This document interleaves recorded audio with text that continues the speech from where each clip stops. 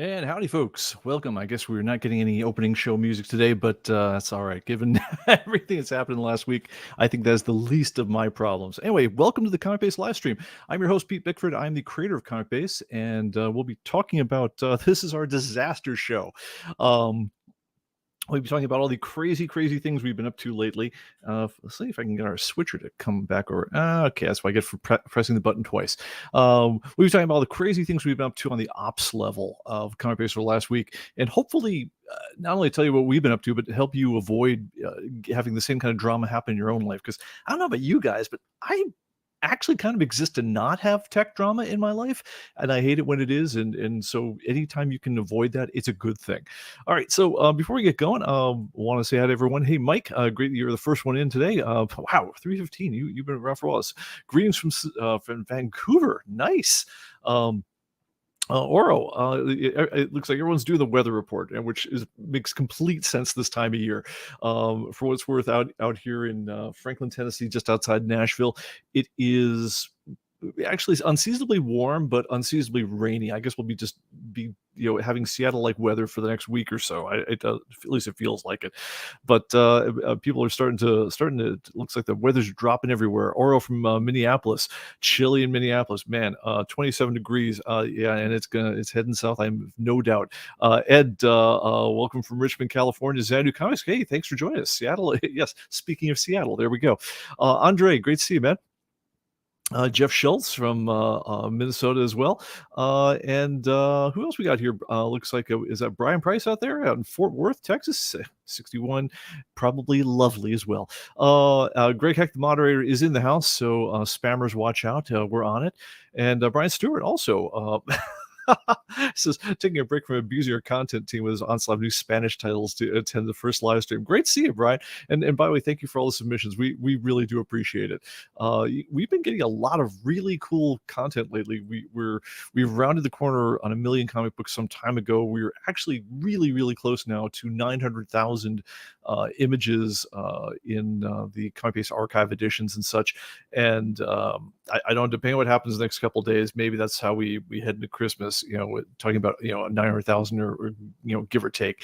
But anyway, let's get down to it. There have been a couple of minor tweaks to ComicBase this week. Honestly, nothing you need to worry about unless you are actively filing, bug requests about the particular thing.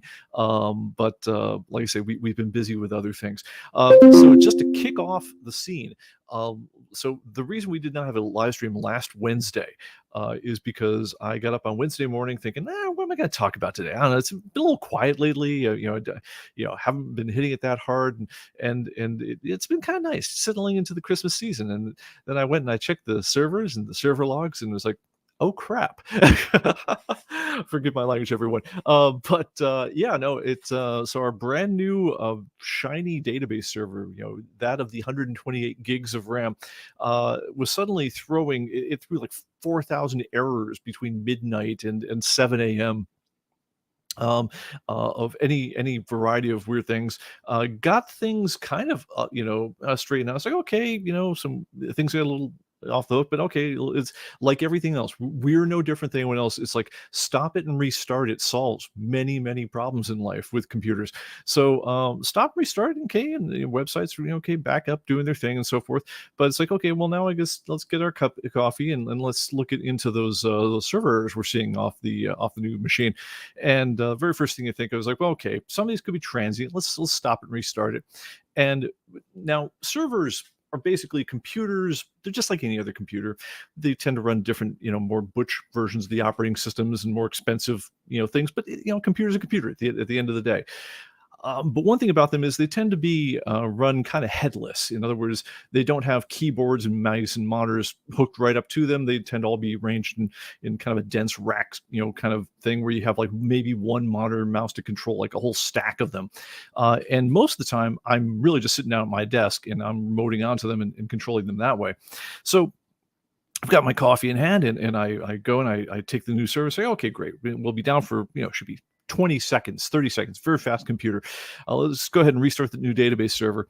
And then I'm expecting it to pop right back up. And after like a minute and a half, it doesn't pop right back up. I thought, well, maybe it's downloading a system update. Let's go down and check. And at that point, you actually fire up the rack monitor and you see what's going on down there. And it's like, uh-oh. Because at that point, I'm staring at a blue screen. And you're like, that's not good. And then, of course, you turn it off, turn it on again. Who knows? Sometimes these things are, I mean, it means I certainly got a problem to worry about, but is it a bad problem? Who knows? Turn it off, turn it on again. Another blue screen, different error code. I'm like, uh-oh, my day has just officially gone to hell. Anyway, fast forwarding like an hour or two into the story after progressively larger amounts of my hair get torn out, dealing with something that looked like it was pretty manageable 3 minutes ago. But what it all came down to in the end was we isolated the problem. At this point, we're trying to boot off of USB sticks. We're trying everything you would ever do in recovery thing, and it's just biffing on us right, left, and center. In the end, we wound up pulling 2 of the 4 sticks of RAM in the whole thing, and suddenly it stabilized enough so that it at least became bootable off of a USB stick without blue screening. At the end of the day, we wound up having to load up a Linux-based recovery environment and roll it backward to where the system had been at 3 a.m. In order to get things rolling again, then followed up by a bit of database patch up, and then we were back up and running. But at that point, by the time that was all said and done, it was like 3:30 in the afternoon. So we'd lost basically an entire day of business, because when the database server is down, your business is down. It's both Atomic Avenue and ComicBase rely on the same database server at the end of the day. And if that server isn't doing what it's supposed to be doing, ain't nothing happening. And so this was a major this was one of the biggest downs we've ever had in our life. And ironically, the thing that did it was something that never fails. It was a RAM stick. The thing that gave us the clue at the end of the day of that's what we were dealing with. It was the repeated blue screens talking about writing into protected memory space, which typically you would think is basically that you'd be talking about that.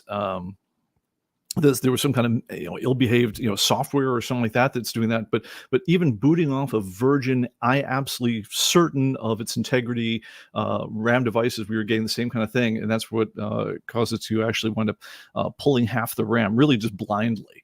Because we didn't. When you get an error like that, you don't know. It doesn't tell you which RAM is bad. It just tells you there is a problem. It involves memory, and after you've tried everything else, you pull half the RAM and you see what happens. If that hadn't worked, I'd have pulled the other half and maybe left it with 1 stick in and seen where we went. But at the end of the day, it was a failing RAM chip, RAM sim, and it was one that actually had gone through testing, even when we built the whole thing, passed with flying colors, no problem at all. And over the last weekend, I actually took all 4 of the RAM sims that were in there, 2 by 2, loaded them into a completely different machine, let them run for 2 days of RAM testing, and they passed in the other machine. But then you might have noticed that we had about 3 minutes of downtime a couple days ago. That was me trying to say, well, they passed testing. Let's see what happens when we put them back in the other machine. And of course, 2 of them immediately failed. So at that point, it was like, okay, we're not playing around anymore. And we completely, threw them out and went back to known reliable, replacement parts, which by then we had in hand. So we're back up to full strength now. But it's RAM is one of those things that, like, if it fails, typically it's going to fail right away on you, and otherwise you'll never pay attention to it. It never goes bad, but when it does, typically worst you'll ever see is like a blue screen. In this particular case, it not only blue screened, so it caused problems with RAM, but the problems with the RAM caused 2 other ancillary problems. One is it took out the boot sectors of the server itself, so it didn't want to boot anymore, even when you had good RAM in there. And then a real headache, we found out later on, which causes some, it was minor downtime to the rest of the world, but it was a lot of headache inside the world, is it caused some issues with the database itself, where there were a couple, there was some damage to the database tables that we had to worry about. which we had literally never seen. But yes, the ones and zeros, this particular RAM sim had decided that there were some other states that needed to happen between 1 and 0, or maybe zeros should be ones or one should be zeros that day. It decided it decided it was non-binary that moment, and as you would imagine, everything went to hell. So yeah, all of Friday then for us internally was spent making all that all better. And now, thank God, we're back in the game. Everything's good. So anyway, this all happened. Again, hardware that had been through testing, that had been through a staging area, that had been stress tested, where we are absolutely insane for backups. We had 3 levels of backups on everything. We had quick image disks ready to go. We were about as prepared as you could ever be for this problem, and we still had a horrific, system downage kind of thing. So, I mean, the only thing that would have helped really in the big way for us is if we really had a complete, they call it a failover cluster ready to go, where, in other words, we'd had another set of identical hardware, which unfortunately, because it was the new database server, it wasn't our web servers. With our web servers, we actually do have this, where if one of our web servers goes down, we literally can flip a switch and another web server that's exactly like it takes on its load, and we can do this in the switch over in 5 minutes or so. But this was the database server that we just put in production, and we didn't have a hot clone of him ready to go. And honestly, cloning database servers so they're ready for failover like that is really tough. It's a much more involved problem than it is for the web servers. So, it's something that we're certainly taking a keen interest in, but it's not where we had planned to go with this one. So that's why our downtime was much more extended than we had ever thought. This, like I say, worst downtime we've had in years. I think the last thing we had that was like this, I think we had a full-on server meltdown about 1.5 years ago, where I wound up having to abort a vacation down to Florida because the server was going down. And that's when we actually put into practice the idea that for every web server out there, we have an identical web server that's exactly like it that we can switch over to, so that I can someday go on a vacation again. But unfortunately, we got caught out in a place where our database server was not ready for in the same way, and so that's why we got in trouble. All right, but let's look at some of the other lessons learned on this whole thing. Things that I would tell anyone in a similar situation. First of all, is if you get a blue screen of death, that's the Windows has encountered a problem. Here's a QR code that never leads anyplace helpful, along with sometimes a stop code, which usually the thing cycles so fast unless you've got your camera out ready to take a picture of it, you're not necessarily going to catch all the details of the whole thing. But if you get more than one of those in a row, you have a real problem on your hands. And at that point, get ready to be very serious about it. And honestly, if you've got more than 2 in a row, start suspecting RAM. Because if especially if they're different codes that come up, that is about the only time that I would tell you to start suspecting RAM as your point of failure. But yeah, RAM is, as far as I know, is about the only thing that would give you that kind of issues. If you can't boot at all and it just sits there happily at the blue screen saying, yeah, I can't find my boot device, can't do where else, at that point you've got damage to your system's boot sectors, in which case you have between small and terrible trouble on your hand. But it's the sort of thing that I've gotten pretty good at solving if that sort of thing comes down with you. But if you're getting all sorts of random codes going on there, and especially if they happen a lot when you're in a recovery mode, yeah, that is the time to start suspecting RAM. Second thing I would say is make sure you check your system's logs. So I'm going to show you what that looks like here. Where you would find that is if you go down here, and we talked about this in a tech tip the other day. If you go down to your start menu down at the bottom left-hand corner here with the Windows, if you right-click and then say, where are we at here? Event viewer right there. That's going to give you access to all the things that are happening on that particular machine from a system level, and pay very, very close attention to anything that's marked either error or critical in those logs that come up. Some of them, one of the weird things about Windows system logs is they tend to be full of a lot of things that look very alarming and cryptic, but aren't really that bad. And you don't really know that they're not that bad until you kind of seen them for a while. But anything that's marked red, either critical means your system just packed up and died. So those absolutely pay attention to. But anything that's marked error, especially if it's tied to a time when you were having trouble, that's where you start going to get the trace as to what's going on with wrong with your system.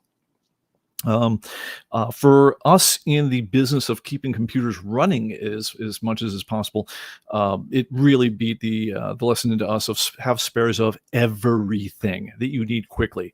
So for us, ideally, we want to have a complete hot swap version of a machine that's already staged. It's already got the files copied. Literally, we want to change an address assignment and be back in business. But on a smaller level, if you're just talking about your own life, I mean, think about how hard your life gets if you can't get to whatever critical records you've got on your computer for an extended period of time. I'm not talking about stuff that's sitting in your email that you can probably pull up on your phone or whatever else. Which, when you think about it, your phone, in many cases, is a hot swap version of your computer for for phone, email, any kind of cloud-based stuff. It'll do the job. It's maybe not your favorite way of working, but it prevents these sorts of things from taking you out of the world. But if you've got, like, say, financial records, you've got family photos, you've got anything that you cannot live without on a machine, and are going to need to get to it anytime soon, make sure you've got another machine laying around that you can get to the same kinds of information with. And then secondarily, you want to have a way of sharing the information between your old dead machine and your new machine pretty quickly. So whether it's you want to have a drive enclosure where you can pop the drive out from your damaged machine and load it up into your new machine, or you want to make sure you've got a cloud backup like a Dropbox or something like that. But one way or another, make sure you're not waiting for Amazon to deliver a new package to you for you to get back in business, or it's going to be a really bad couple of days until that happens. Um, I'd say next lesson for us and everyone else is backups are beyond crucial. To give you an idea of how religious we are about the backup situation around here, for the machine that went down, we have backups taken, full backups are taken every day. Partial, like progressive backups are taken every 8 hours, and the transaction backups are taken every 15 minutes. So, if something went horribly wrong in life, we had a lightning strike or a power cut or something like that, where it exceeded the ability of our power filtering to deal with it. The worst that would be happening to us if we once we come back up, is we'd be worried about reconstructing 14 minutes worth of data, which can be enough data to cause trouble. Don't get me wrong, but we're crazy about that. But that's the direct level of backups. The next thing we do is those backups automatically are saved, not just locally to a backup drive that's attached to the one machine, but it's saved to another location on our network. And then tertiarily, the really critical backups are saved to something that is nowhere near us. It's off-site. One of the things that we always, when we first started realizing how very critical the internet and our servers are to our business, and we started hosting especially our own servers, is we'd have the server rack back in the office. And I was like, oh my God, it's like, if someone rolled a thermite grenade into the back room, or someone, let their lunch go on fire and it burned up the servers somehow or whatever else before the before the security guard came.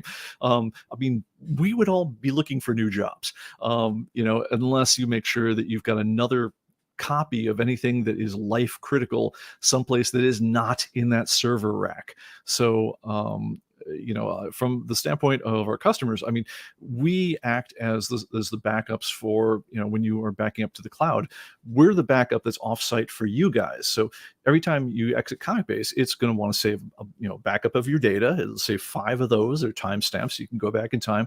But we also have a feature where it backs up to the cloud, right? Well, that essentially goes to one of our servers. We're your backup over there. And the reason we do such crazy amounts of backing up, just even for you guys, and we give it to you for free with ComicBase, is we have gotten calls from everybody over the years, that has had things go wrong with them. I mean, some of my favorites, and I apologize if I'm laughing at someone's pain on this one, is we've had people who lost everything in Hurricane Katrina, including their comic collection and all the insurance records that would have let them substantiate it. We've had. I like one where there was a guy whose wife was so mad at him, for his comic collection, that she stole the computer. So, but I mean, we see it all, fire, flood, tornadoes, I don't think we've seen war yet, but I mean, hey, it's matter of time, I'm sure. We don't have a lot of customers out in the Near East, but hey, yeah, no, you always want to make sure that you have a copy of your most critical data on something which isn't your computer. So not the hard drive in particular that might go down for you, but you want to make sure that it's not even on the same computer, ideally not even on the same network, not the same location in the world, so that if again a Hurricane Katrina comes by or anything else like that, you want to make sure that your really critical stuff you can get back no matter where it is. You might be down for a while, but being down for a while is better than have to change careers and find something else to do with your life. All right. Um, uh, Even when you are, and I'm saying this mostly to people who are kind of in the business of needing to keep your stuff up as much as possible, even when you do everything right, be prepared for some downtime. So, for instance, we have many levels of backup, but like if we need to reinstall, like one of the reasons we keep our web servers hot staged. In other words, there's a task that fires off every so often throughout the day that makes sure that everything that's on one web server is on another web server, and that web server is just sitting there ready to go if it's ever needed. It's not even in production. But the reason we do that is because the mere fact that we would have to copy, several million files. You think about everyone's report files, everyone's picture files, everything like that.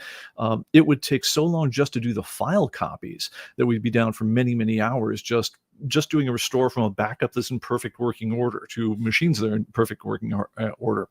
So be ready for some downtime unless you are in an extraordinary situation where you've got, again, a hot staged backup ready to roll on what you're doing. But yeah, I mean, have some method of informing people that you're going to be down for a little bit is, I guess, where it comes down to.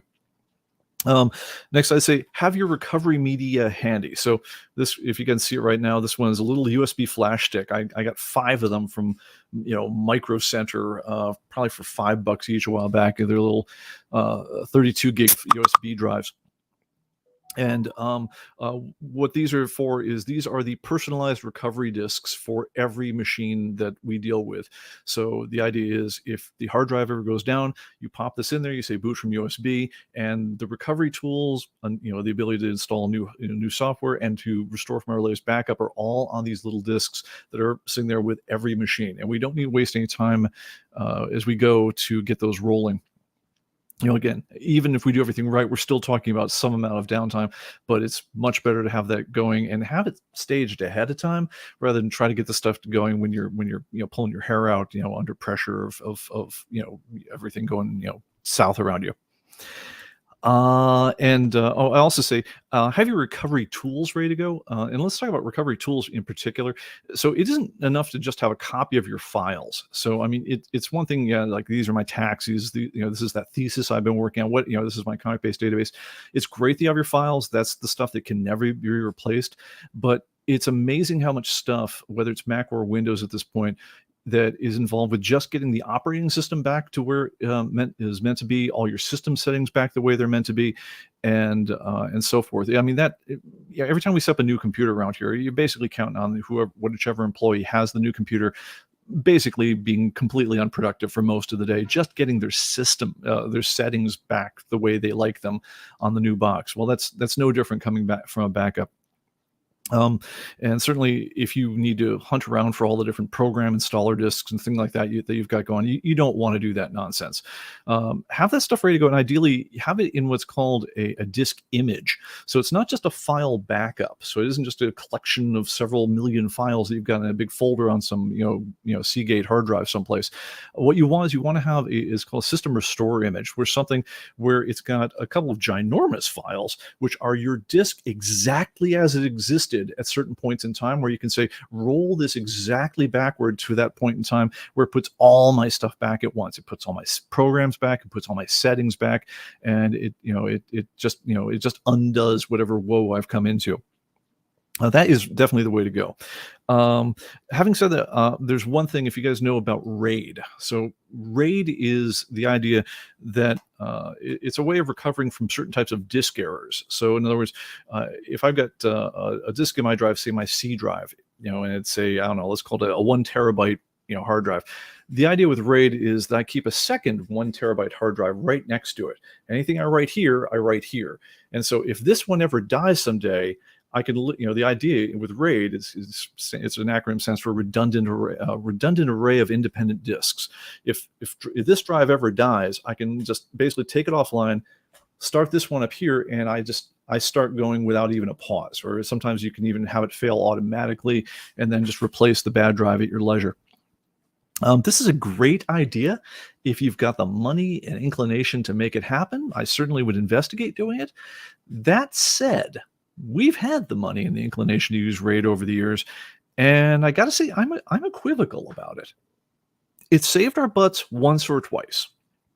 As in, it's been more convenient to recover off of a failed RAID than to just load up a backup once or twice over a decade or more of using RAID. On the other hand, the RAID itself failing catastrophically, as in taking all the disks out at the same time, that has happened, I think, 2, maybe 3 times, and it's been epic. So it destroys not just the one drive, it destroys all the drives all at once because something happened with the RAID controller. And those are absolute nightmares to restore from, and they usually involve stupid amounts of data. So, yeah, especially when you start talking about the more exotic forms of RAID, like RAID 5, I would be cautious.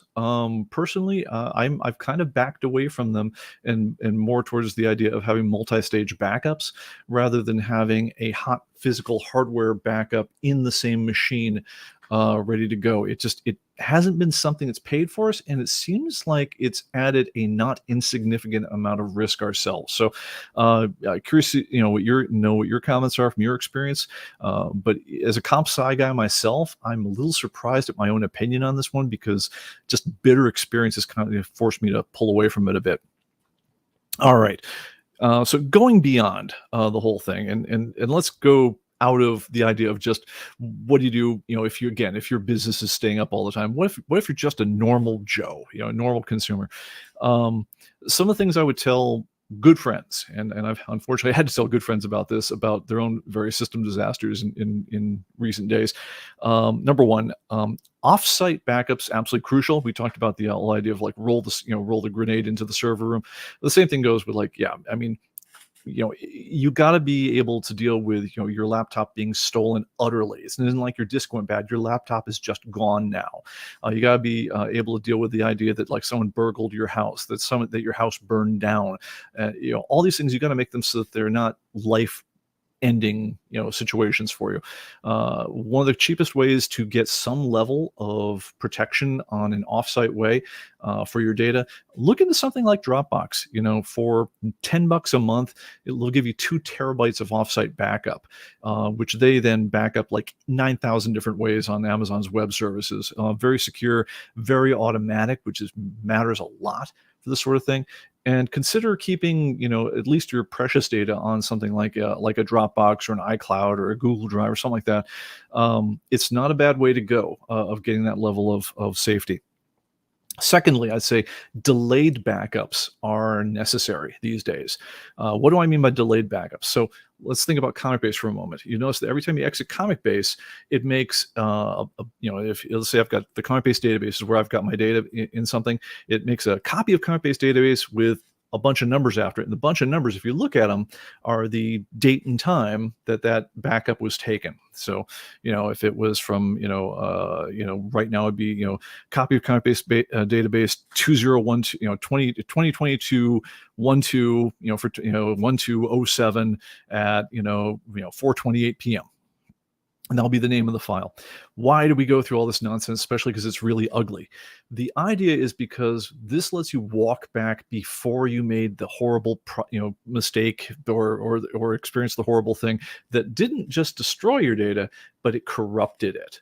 So, think about like if you just said, I don't know, let's see what that mass change function does. I'm just going to mass change all my quantities to 0. Yeah, it felt like a good idea one day, and you set your entire collection as being not there anymore.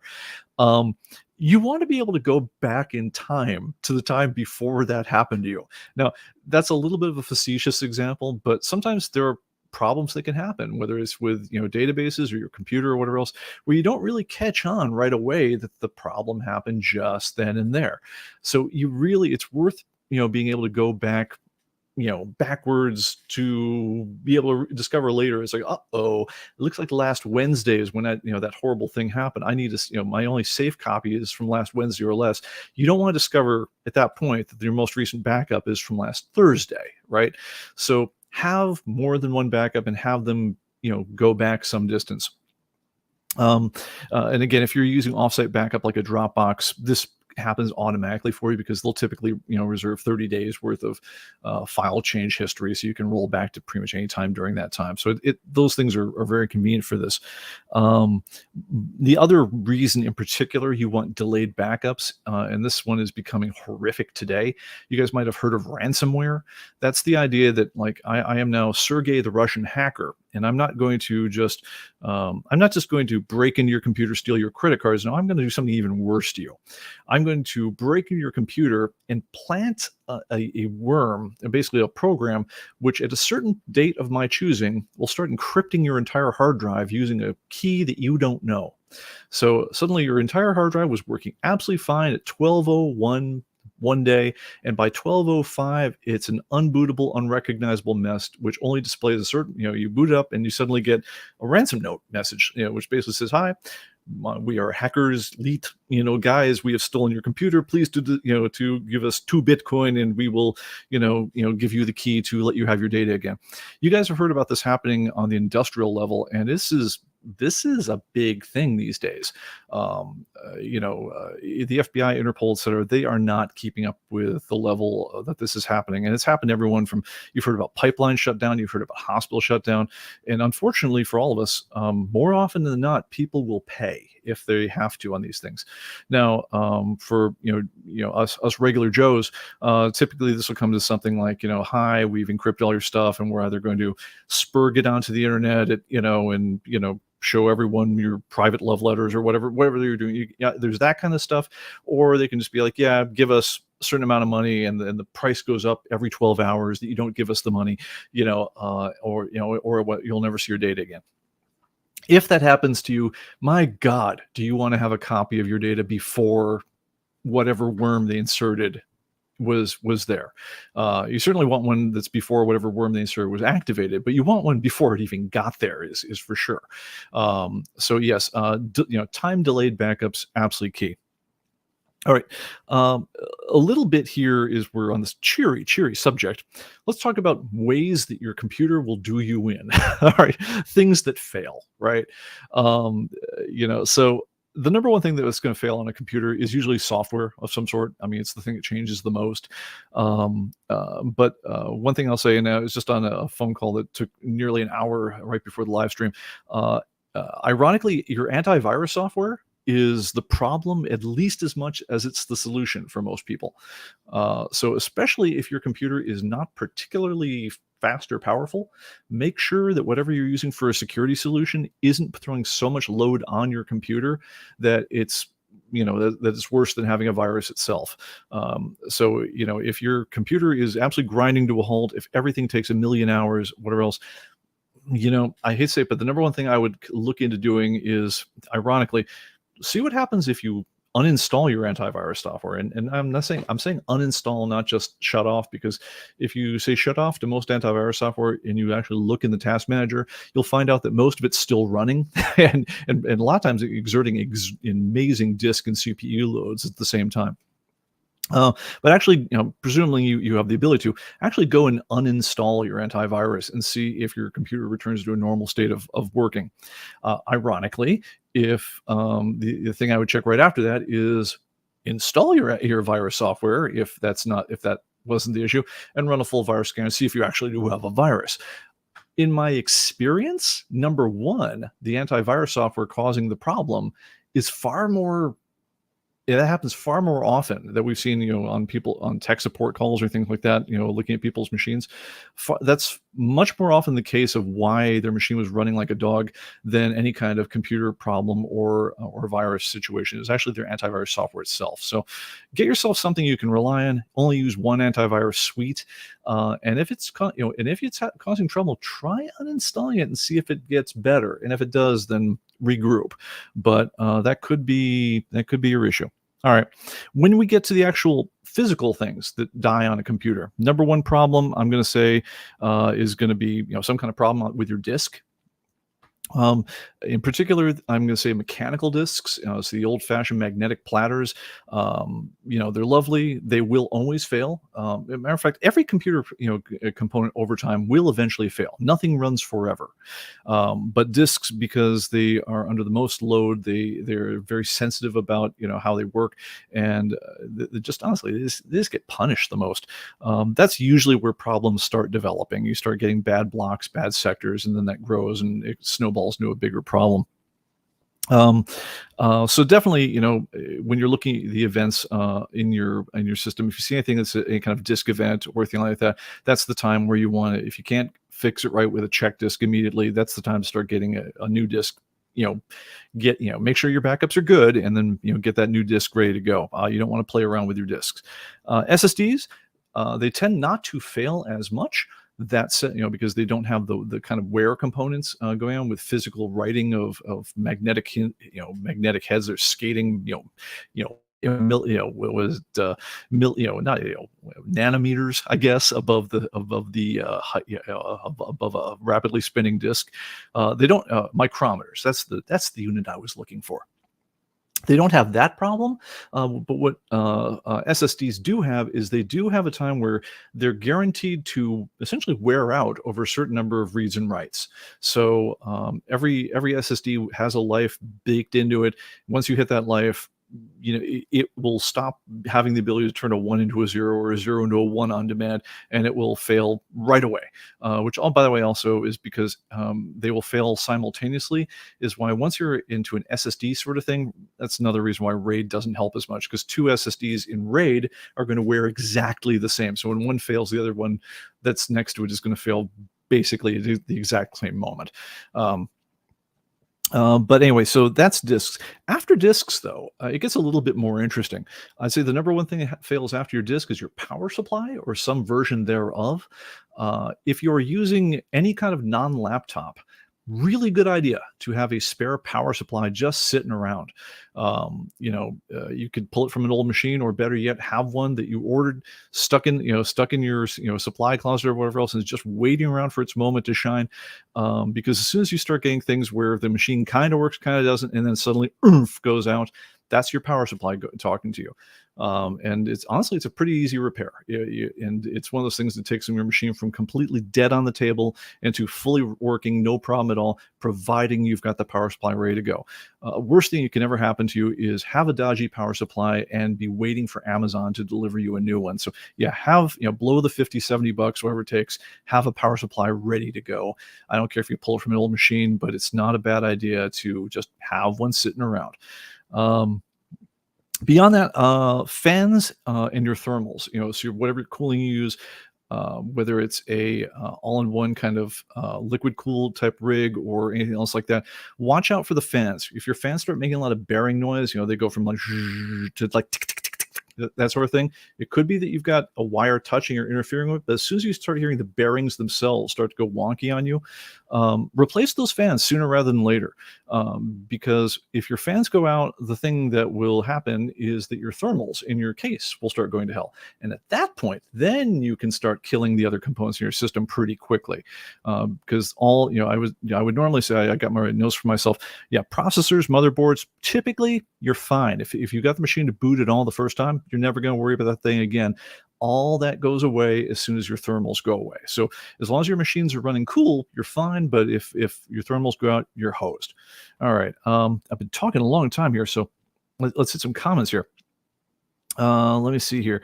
Wow, this has been okay. So all right, let's see here. It says, keep getting no items were in your collection inventory which match those criteria when clicking top gainers and losers. Easy, let's hit that one offline. It's an easy enough issue, but it's going to be specific to the particular way you're checking your database. But that one's it's probably just an easy one. Just give us a call and support, and we'll get you straightened out on this one. All right, let's see here. Andre says, "Yeah, tell me about 3 servers in my basement got flooded with 6 feet of water. Oh my God, not a very good day. I think that's putting it mildly." Yeah. Let's see here. Brian Stewart says, "I use external drives, 2 on site, 1 bank safety deposit, sync monthly, and rotate with the one that lives in the bank." Absolutely, I used to do that. Yeah, back when we first got started. If you guys remember DAT tapes, we used to keep a weekly backup of all the network for human computing. We had a set of about 40 DAT tapes that we'd be feeding in throughout, which would back everything up, and then we would cycle those between our site and a bank deposit box over at Chase. Thank God those days are beyond us, because my God, that was an incredibly impractical way to back up any large amount of data. And I think we were up to DDS4 or something before we gave that up. But it eventually got to the point where it was just easier to have lots and lots of hard drives and back up to those also much faster. Brian adds, if you use external disk backups, leave it powered off / disconnect after regular data sync if something wrecks your PC, virus, ransomware, etc. That way it can't take your back out. It's offline. Great tip. Yeah, I wound up pointing that out to a relative the other day. She had a close call with some scammers with her Mac, but she keeps a backup on a little external drive. And I was pointing out that that's actually very fortunate for you, because it's a laptop and you're not going to keep that thing attached when you're done with your backup. And so if anyone ever did find a way, one of the things that malware will tend to do, if it's sophisticated at all, is it'll start looking for any kind of attached backups and try to take those out first, even before it does its dirty work. So if your external drive is just simply not even attached to your computer, it can't hit it. So yeah, that's a good tip there, Brian. Okay, I think that does it for that part.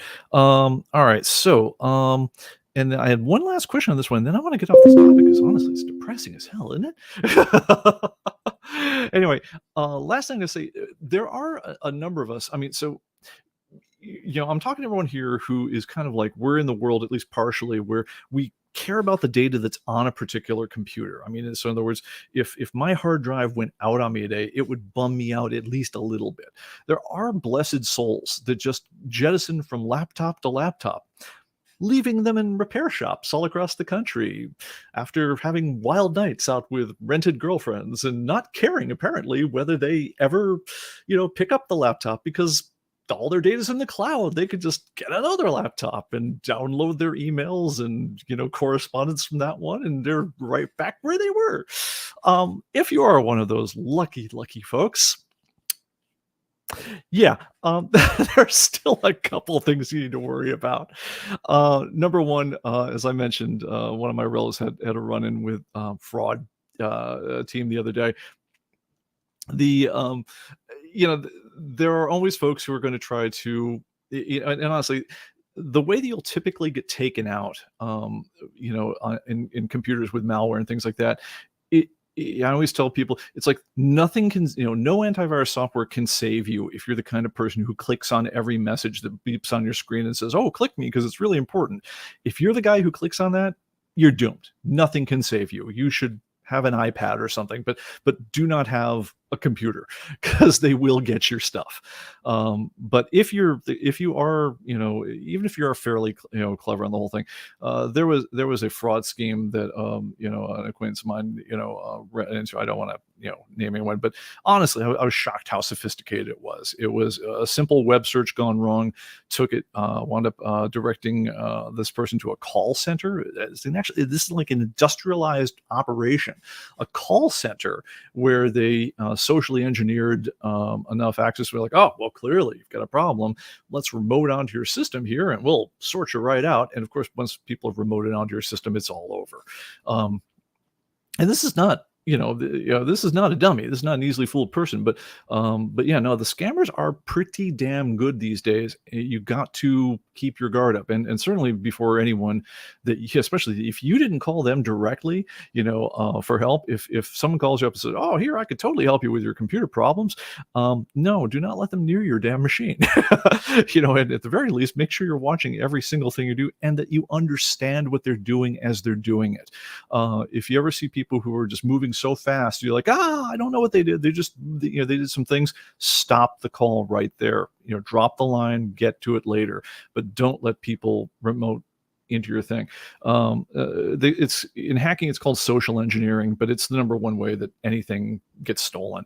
I mean, if you think about all the major like military breaches, all the other things like that, at the end of the day, someone got tricked into installing something themselves or opening up the gate themselves and letting the bad guy in. They didn't know it. It's not password guessing. It's not any things like that. It's like, no, someone more or less tricked you under the guise of saying something else was happening. I mean, you've also heard about like the tech support scam. It's like, oh no, we've detected your computer is infected with malware.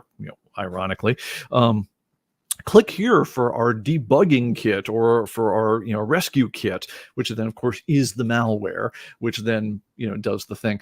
No, it is tricking you into doing yourself in is the number one way that people get done. And yes, that affects even those blessed people who don't need to worry about what's on the contents of any particular device because it's all in the cloud.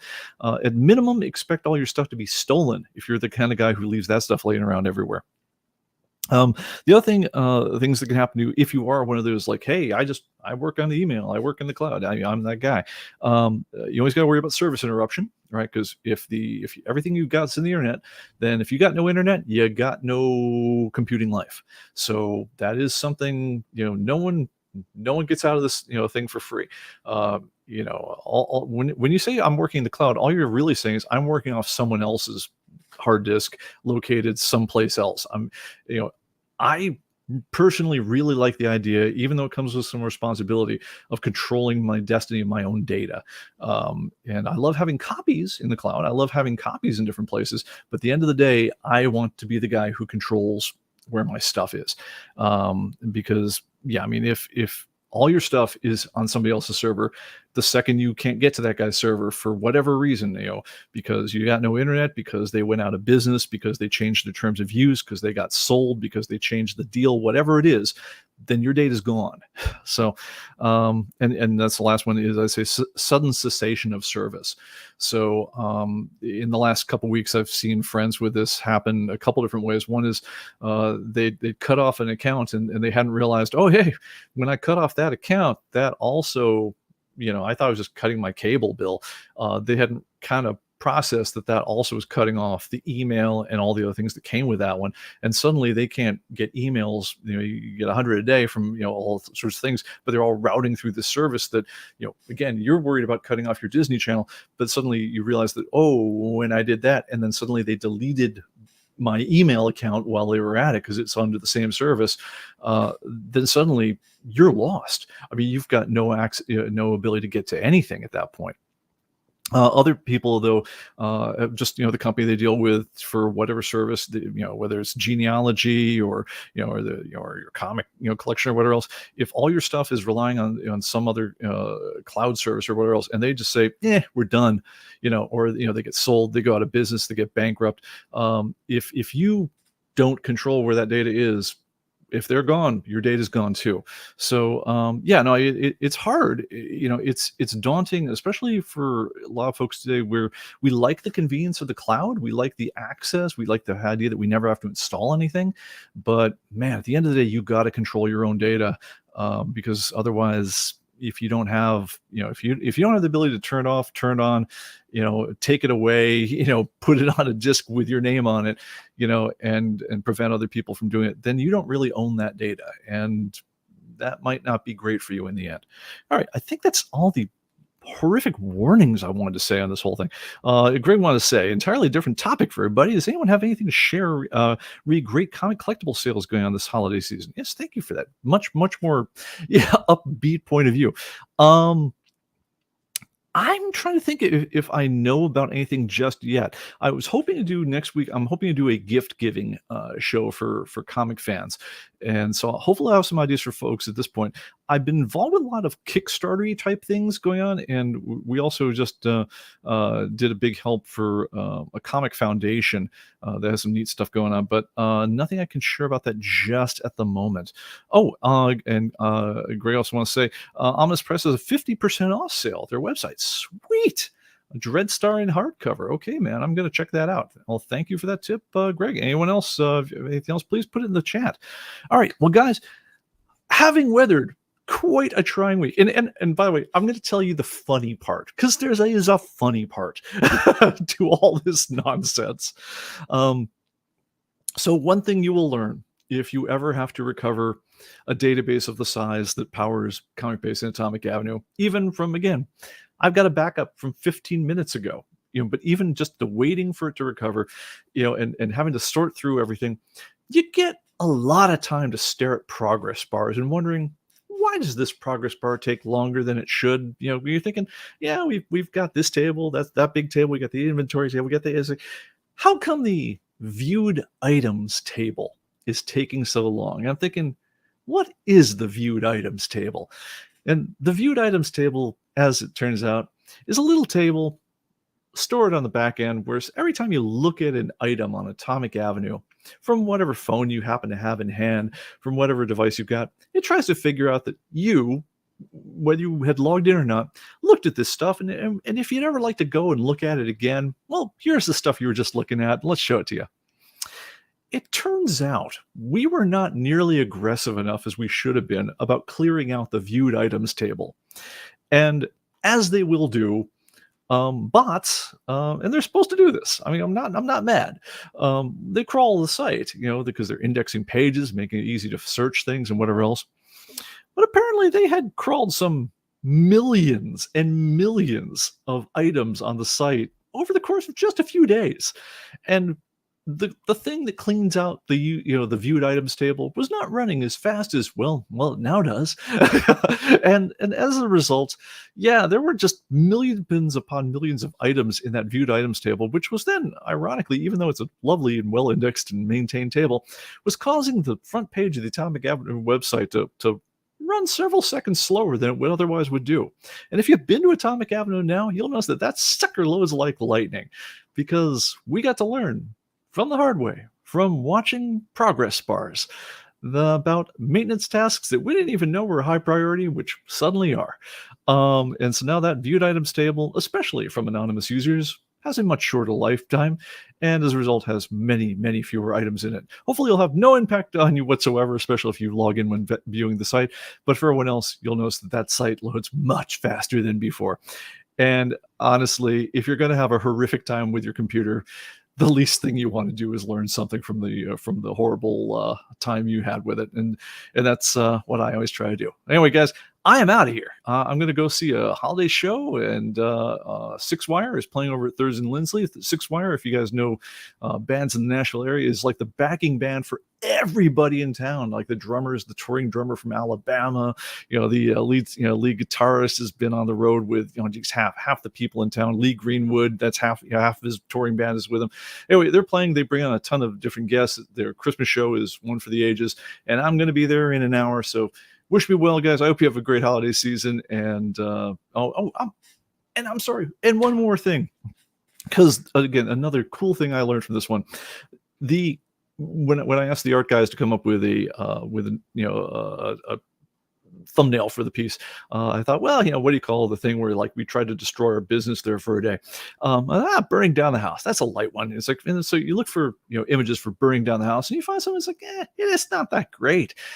This is but then we looked around on the interwebs, and we found the one right there that we're using for the thumbnail for the program. And that one was done by a guy named, let me look at, Todd Alcott, who apparently has a business, which in addition to this, he's been apparently a fairly successful screenwriter in Hollywood, but also a pretty damn cool artist who does mashups of music and rock type things on his Etsy site.